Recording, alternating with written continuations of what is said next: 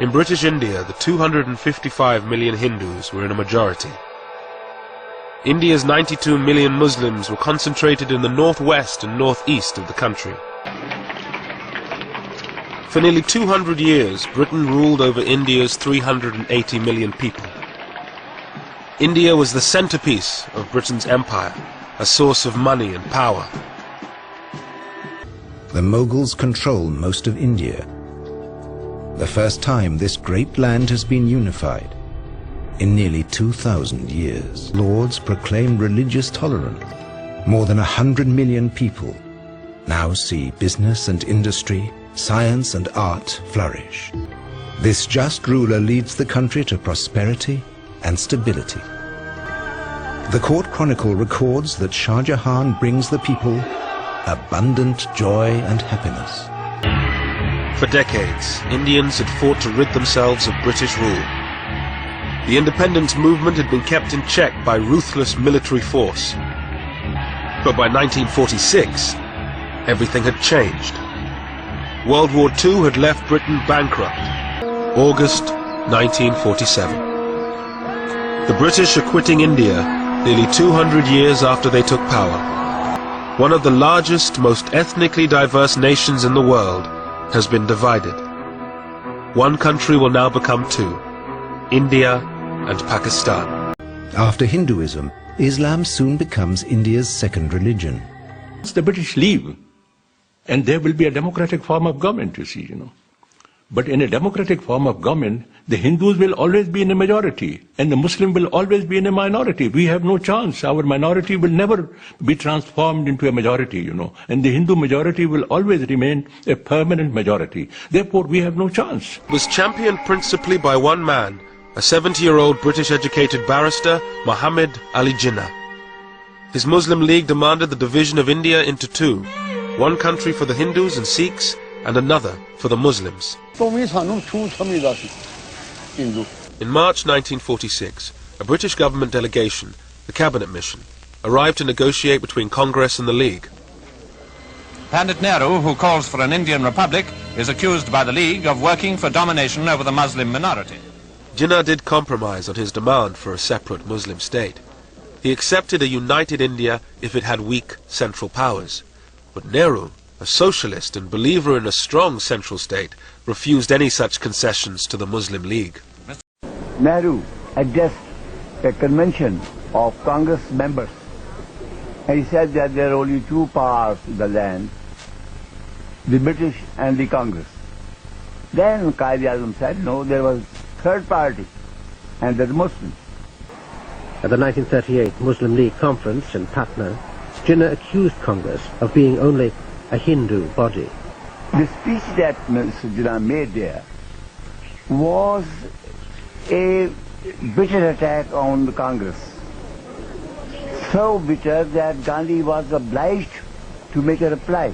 Mr. Jinnah, the Muslim leader, holds fast to Pakistan, and it's reported that his maximum concessions were regarded by Congress as inadequate. At any rate, the fateful conference at Simla, following the preliminary work in Delhi, has ended in failure. There are two major nations, the Hindus and Muslims. 100 millions of Muslims cannot be characterized as a minority. Gandhi spent the first months of 1947 walking through the villages of Noakhali, holding prayer meetings, trying to bring Hindus and Muslims together. Gandhi had always opposed constitutional concessions to Muslims. For many of them, he represented Hindu supremacy. Mr. Gandhi did not appeal to the Muslims, He failed to win the hearts and minds of the Muslims of India, The way he used to talk about politics and his language, it was foreign. It did not appeal to Muslims at all, But he used to be practically, naked. He used to have one arm on the shoulder of one girl, and he should have another arm on the shoulder of another. And the Hindus thought he was a saint, Gandhi's dream of a united India seemed to be collapsing. The Lahore session passed a resolution demanding that areas in the northeast and northwest of India, where the Muslims were a majority, should become independent states. There was no sense of exhilaration or of excitement. He was reflective, reserved, quiet. Jinnah already knew from the huge number of refugees pouring into Karachi that Pakistan was being born at a price. But that night no one foresaw the full scale of the bloodshed to come. Across the new border in Amritsar, Sikhs and Hindus killed all the Muslims they could find. You can't imagine what atrocities were committed. Slaughtering people, raping women, killing children, looting of properties and things like that, you see.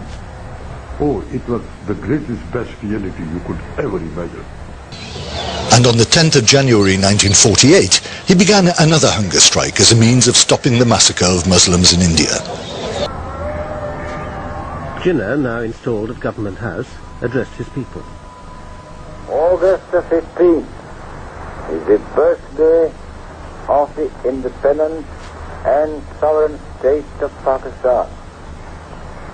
At this supreme moment, my thoughts are with those valiant fighters in our cause who readily sacrificed all they had to make Pakistan possible.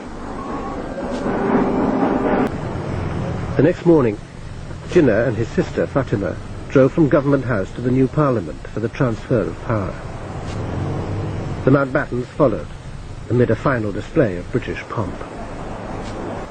Yes, we are parting as friends, and I sincerely hope that we shall remain friends.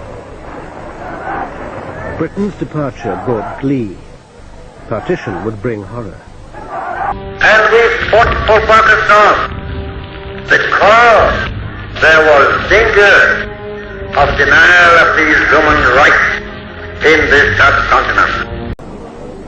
Qaid-e-Azam, meaning great leader, was the title Jinnah's followers had given him. Yet at this moment of his greatest triumph, he seemed strangely aloof. I got this amazing sense of his power, of the potency of the man. Here is Pakistan's King Emperor, Archbishop of Canterbury, Prime Minister, Speaker, all rolled into one formidable Qaid-e-Azam.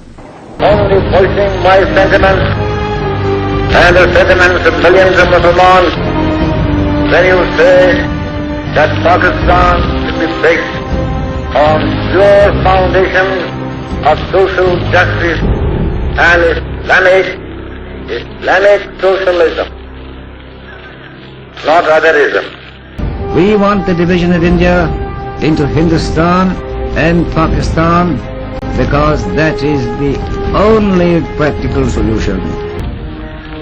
We aspire for these great ideals because of centuries of dual domination by the foreign rulers and by the caste-ridden social system. This domination continued for over 200 years until we realized that it would ultimately mean a complete extinction of Muslims individually as human beings and collectively as a nation. After all, the story of Pakistan and its struggle and its achievements is a very story of great human ideals struggling to survive in the face of odds and difficulties.